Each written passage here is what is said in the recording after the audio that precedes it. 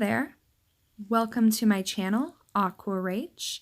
Well, it's another day and another video in my holiday art series.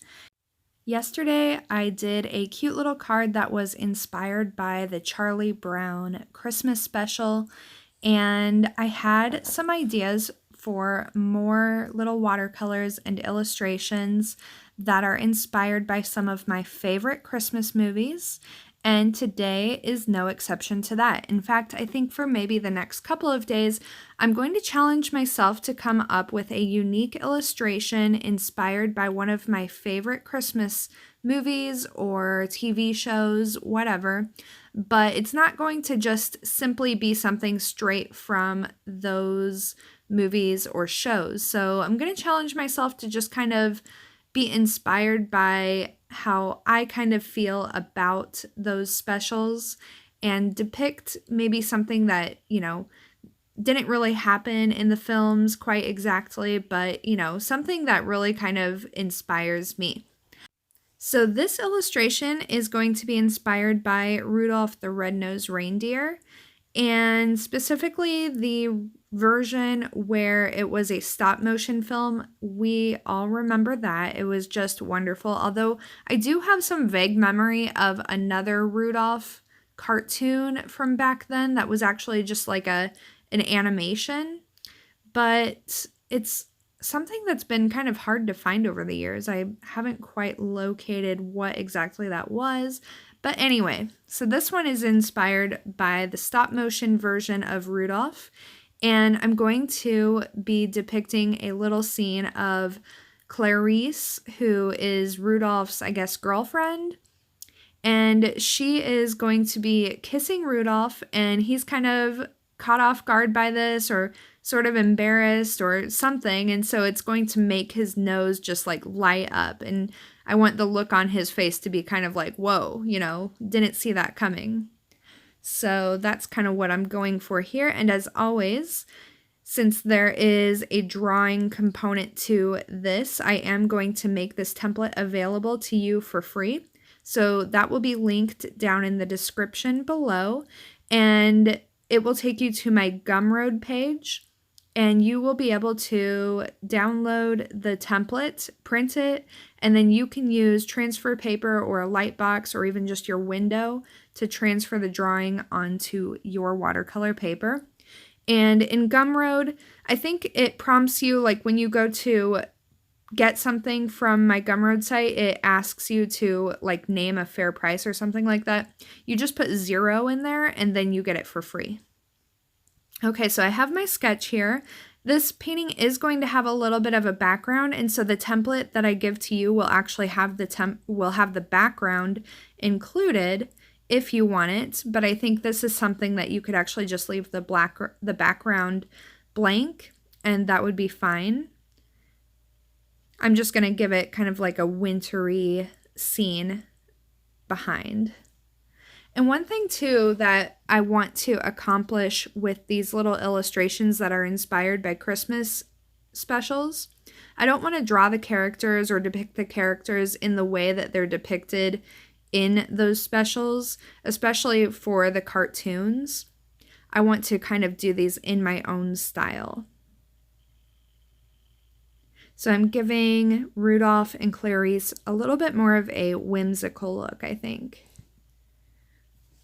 And I'm putting that little red bow on her head. And the big important thing with this watercolor painting is that I really want his nose to look like it is glowing. And so that will actually be the first thing that I address. And I'm just using a micron pen, and I'm going to go ahead and just basically give these a full outline. I'm using a pretty thin pen so that the outline doesn't look too, bold or distracting. But I am just going to go over both characters with the pen. And then the entire background won't have any ink in it. It'll just be watercolor, so it'll be a lot softer.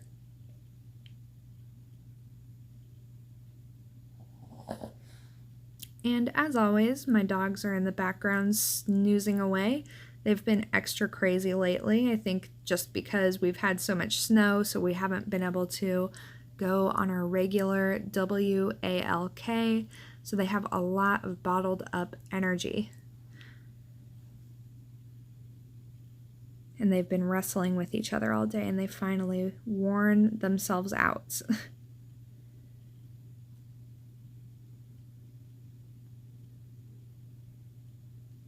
And for Clarice's nose, I'm not really going for like a realistic deer nose. I just gave her kind of a button nose on the end of her muzzle. And it's not really going to be even noticeable once I paint his nose in. Now, I do want you to notice that I did not outline Rudolph's nose in pen because I want that to be really soft. I want it to have a glow to it, and so I need a really soft edge in that area.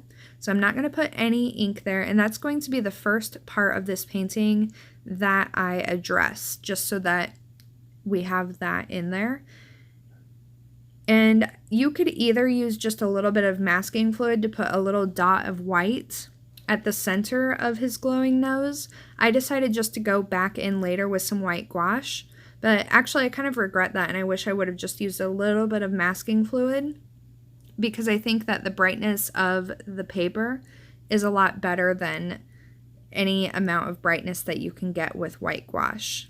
So I'm using my Purell Red, and what I did was I went ahead and I put some clear water where his nose is, and then I just dropped that Purell Red in there, and now I'm adding even just a little bit more clear water to kind of spread out that red glow a little bit. And then right there, while it's still wet, I dropped in a lot of pigment just right into the center, and I'm just going to let that do what it will do. And I will just go ahead and start working on other parts of the paintings because there's a lot of water on his nose, and I want that to go ahead and just dry on its own time.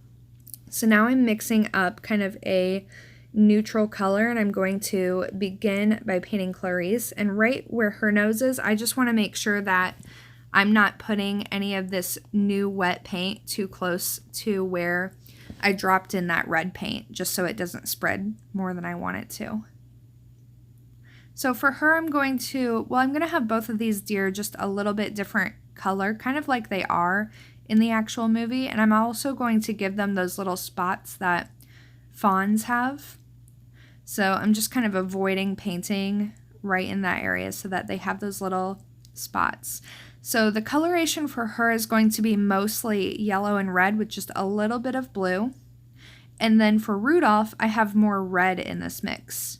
So it's a lot of red, quite a bit of yellow, and just a little bit of blue to tone it down.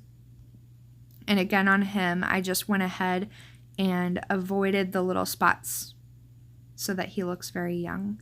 And I think it's probably hard to see from here, but you'll see it on the template. I just gave him little like nubby horns or antlers or whatever. Again, just to show that he's young. And he kind of had that in the special as well. And then just a little bit of light red in the ears to depict some light pink. And I'm going to go ahead and paint Clarice's bow with that same Purell Red that I used on the nose. And the color scheme for this illustration is going to be pretty simple. So obviously I'm going to have both of the deer be very warm in temperature. And then when I paint the background, I want everything in the background to be very, very cool in temperature. And I'm going to have snow in the foreground and just kind of like a very cold winter scene in the background. So I'm just going to apply some paint up at the top of the paper, and now I'm just going in with some cobalt blue.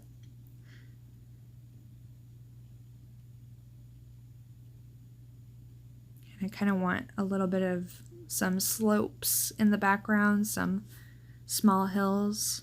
Adding a little bit more pigment up at the top of the sky while that area is still wet.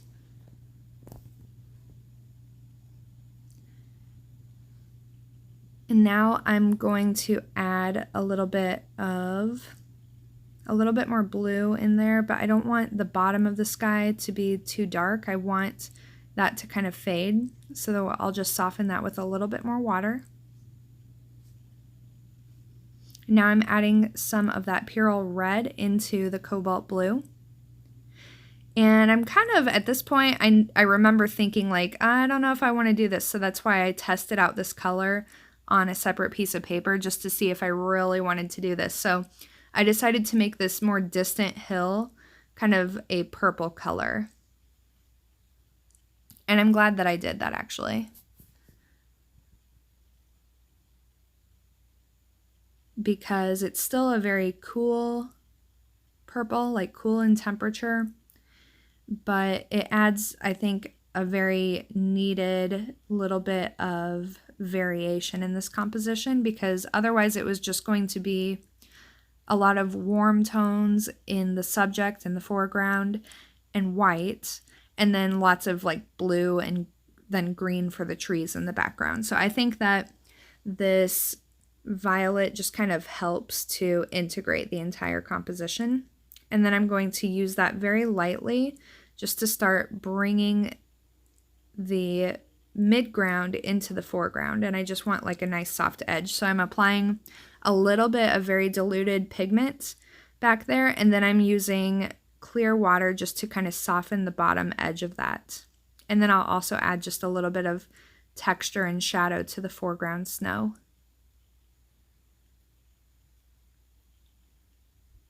But overall, the foreground will just remain fairly white and snowy.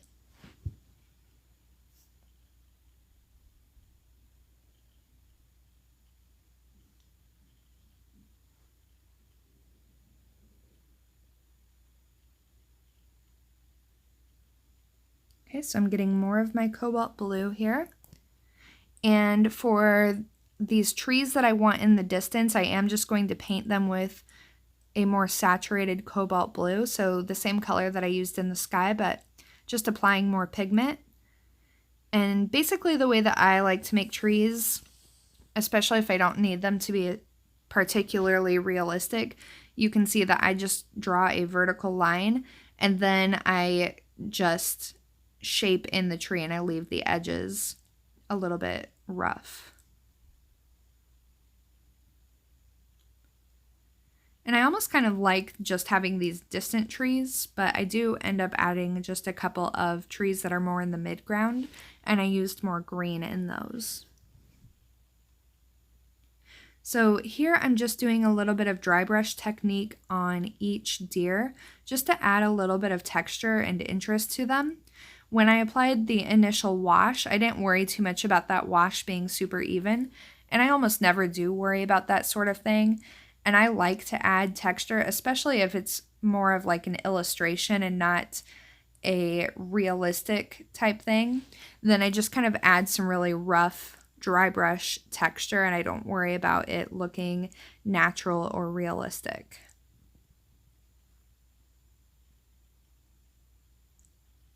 So for him, the texture, I tried as best I could just to kind of match the same color that I used for him, but I left it a little bit more saturated so that this texture would provide just a little bit of contrast against the initial wash that I applied for him. And then I will do the same thing on Clarice. So I tried just to, as best I could, mix that same color so it has a lot more yellow in it than Rudolph's color. And I'm just using that to dry brush this texture in. And if you haven't seen my short tutorial on how to dry brush, check that out, because that is a technique that I find so useful in watercolor.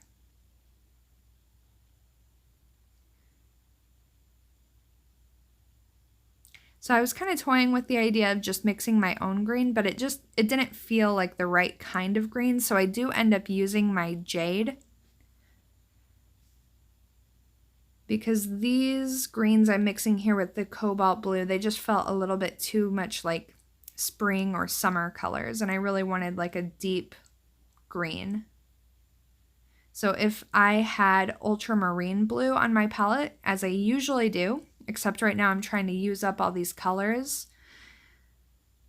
So you could achieve this same kind of wintry green by using an ultramarine blue, or even like a blue that's almost violet, or what is indigo? That's the word I'm trying to think of. You could use a blue like that, and then you could mix that with just a little bit of either your cool yellow, like a lemon yellow.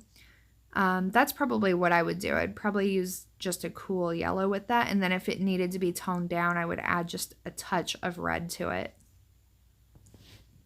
But for these, I used that jade color, which comes from Daniel Smith's Prima Tech line. I like those colors, but to be quite honest, I don't usually find a lot of use for them just because I'm so accustomed to just mixing from primary colors, and I kind of enjoy that process. So this is a burnt umber here, but I'm kind of using it as like a dark neutral, basically. And I guess it really is a dark neutral. And I'm just going to use that to place their hooves. And then I'll use a white gel pen later just to give them that cloven hoof look. And now I'm getting out just a very, very tiny amount of my white gouache.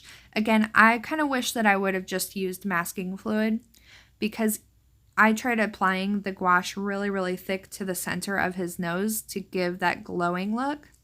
And I just wasn't really happy with how that wasn't quite as white as I wish it could have been. Not quite as bright. So I think that would have been better just to have a little dot of masking fluid there from the get-go. But, you know, you live and you learn. And now I'm just going to do a little bit of glazing with this warm yellow over both of the deer. I felt like they just needed to be warmed up even a little bit more, especially Rudolph.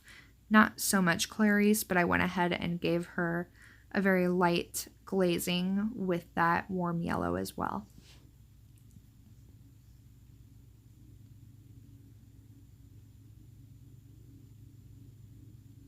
And here I am trying to pick up even more of that gouache because I know that I'm not happy with how that turned out. It's not bad, but I just know that it could have been better if I had just used the white of the paper instead.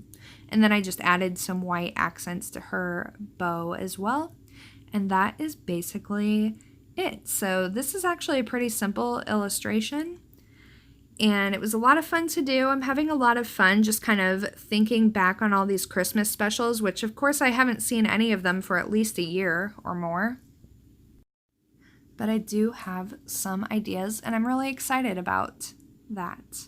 All right, so my favorite part is removing the tape after a paint session, because then that means it's finally done, and it just, I don't know, what is it, you know, that makes a painting look complete when you remove the tape? Such a strange thing. But anyway, here is this little illustration. I hope that you guys will download the template if you want it and give this little illustration a try. I think it's pretty cute, a little bit funny, and pretty simple to execute. So I hope that you enjoyed this little tutorial.